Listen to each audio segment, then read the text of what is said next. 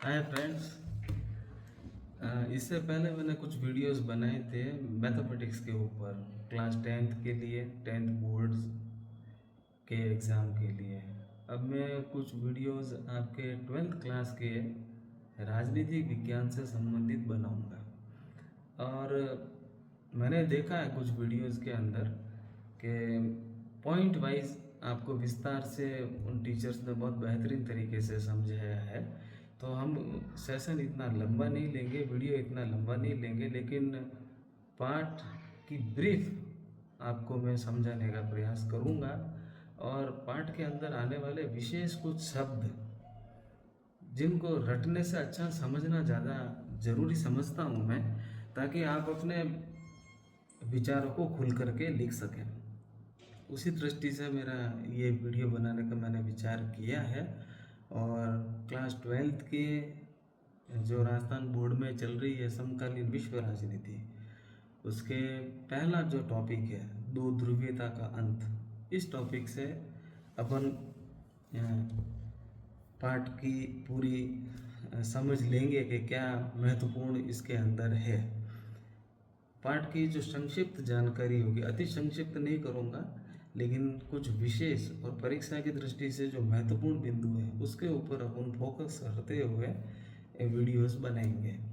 मैं आपके यहाँ पर कोई ब्लैक बोर्ड लेकर के या किसी विशेष पॉइंट्स का उल्लेख नहीं करने वाला। मेरा सुझाव यही रहेगा कि पाठ आप खुद पढ़ें, उसके बाद में महत्वपूर्ण बिंदुओं को अंडरलाइन करें, उसी से संबंधित खुद वीडियो बनाएं। वीडियो बनाना सबके लिए संभव नहीं हो पाएगा, आपके पास इतना टाइम नहीं है, और भी विषय है। तो मैं ये कह रहा था कि महत्वपूर्ण बिंदुओं के नोट्स आप स्वयं बनाएंगे तो वो सबसे ज़्यादा बेहतर रहेगा। तो अपन चालू करते हैं आज राजनीतिक विज्ञान की समकालीन विश्व राजनीति का पहला टॉपिक, दो ध्रुवीयता का अंत। तो दो ध्रुवीयता का अंत इस पाठ के नाम से ही मालूम है कि दो जो ध्रुव हैं उनमें से एक ध्रुव का अस्त होना। ठीक है। तो सेकंड वर्ल्ड वॉर के टाइम पे 1939 से 1945 तक सेकंड वर्ल्ड वॉर लड़ाई हुई थी। और सेकंड वर्ल्ड वॉर की जो लड़ाई हुई थी, थोड़ी सी आपको जानकारी के लिए बता दूं कि इसके अंदर एलाइड कंट्रीज, एलाइड पावर्स और एक्सिस पावर्स थे। तो एलाइड पावर्स के अंदर आपके USA, USSR, great Britain, France और चाइना एक तरफ थे, जबकि जर्मनी, जापान और इटली, ये जो थे एक्सिस पावर्स दूसरी तरफ थे। और आप जानते हैं सेकंड वर्ल्ड वॉर जो था, जापान के अंदर हिरोशिमा में परमाणु बम डालने के बाद में समाप्त हो गया। और यूएसए ने सिद्ध कर दिया अपने आप को बहुत पावरफुल कंट्री।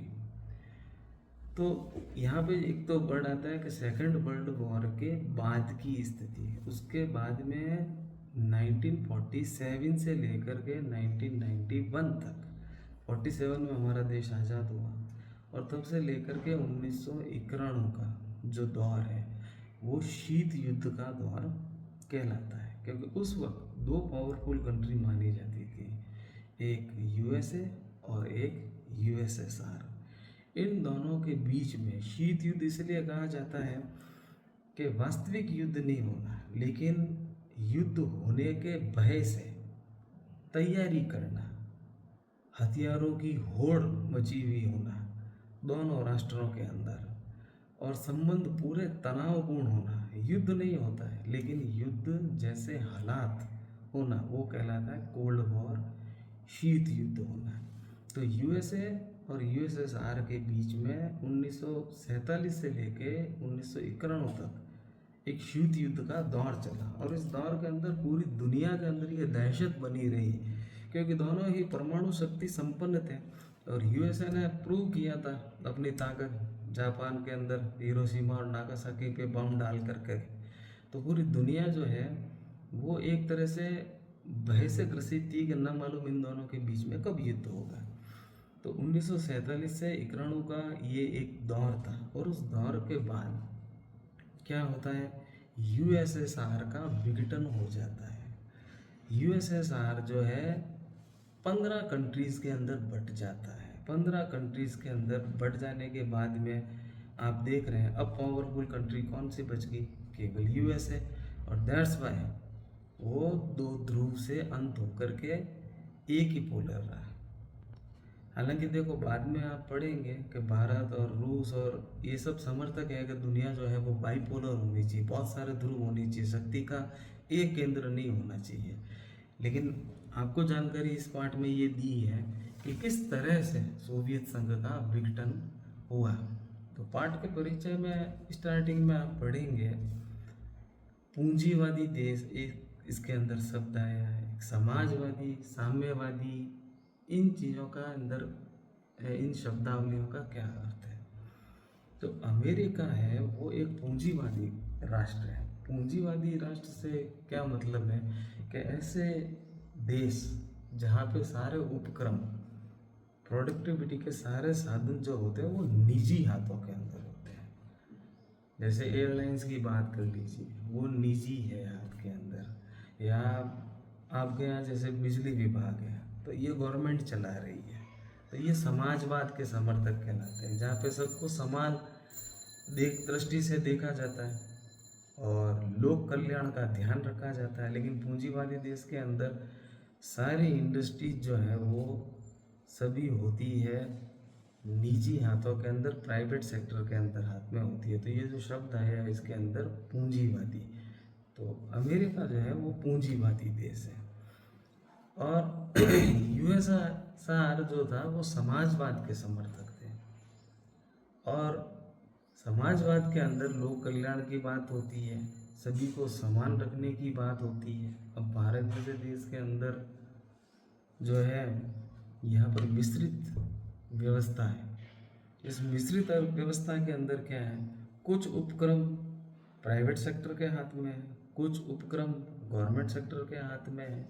जैसे आप रेलवेज़ की बात कीजिए तो रेलवेज़ किसके हाथ में है, सरकार के हाथ में है, गवर्नमेंट के हाथ में है। और बिजली विभाग आपका ये भी सरकार के हाथ में है। इसके अलावा जैसे बड़े बड़े हाईवेज़ का निर्माण है, अब वो किसी प्राइवेट कंपनी को दी जा रहे हैं लेकिन गवर्नमेंट के थ्रू जा रहा है, कंप्लीट इनकी तरफ से नहीं है। काफ़ी सेक्टर्स के अंदर जो है वो मिश्रित व्यवस्था है। तो राजस्थान की बात करें तो कुछ होटलें तक गवर्नमेंट के अधीन है, जैसे आरटीडीसी की होटलें होगी। तो अब शायद आपको समझ में आ गया होगा कि पूंजीवादी व्यवस्था का क्या मतलब होता है और समाजवाद साम्यवादी व्यवस्था का क्या मतलब होता है। साम्यवादी और समाजवाद में थोड़ा फर्क है लेकिन उसकी गहराई में नहीं जाएंगे अपन।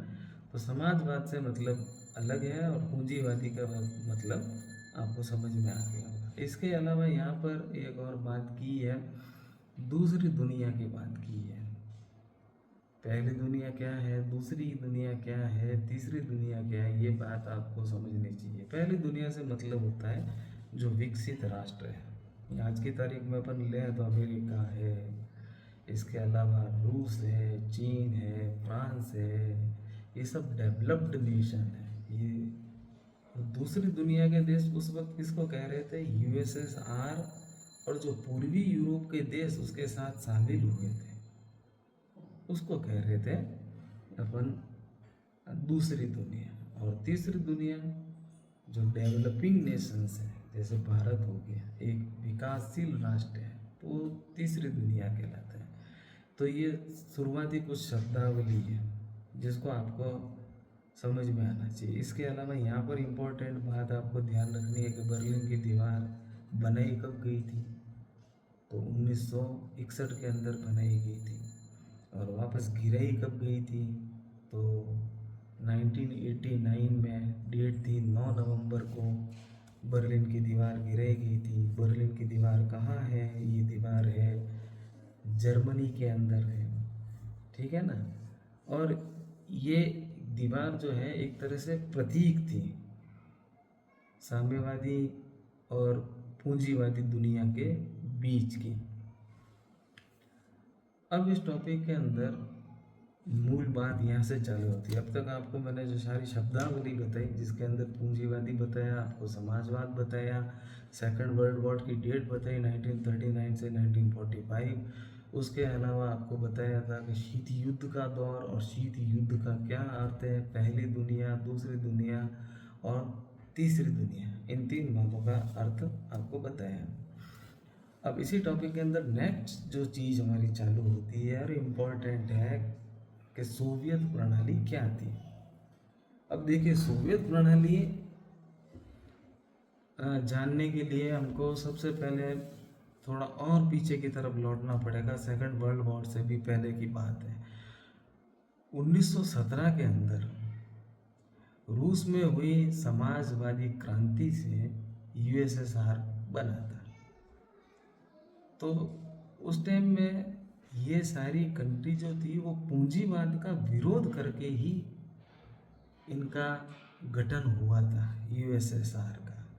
उन्होंने पूंजीवाद का विरोध कर करके और समाजवाद के आदर्शों के ऊपर चलने का सोचा था, और इस तरह से यूएसएसआर का गठन हुआ।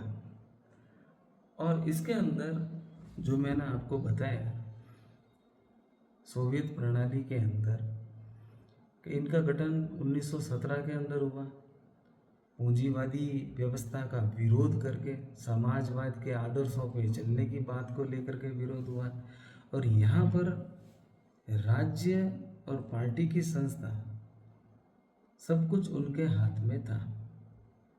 और सोवियत राजनीतिक प्रणाली की इम्पोर्टेंट बात है कि सब कुछ जो उनके मेन सेंटर में था वो वहाँ की एक ही पार्टी थी, वो थी कम्युनिस्ट पार्टी।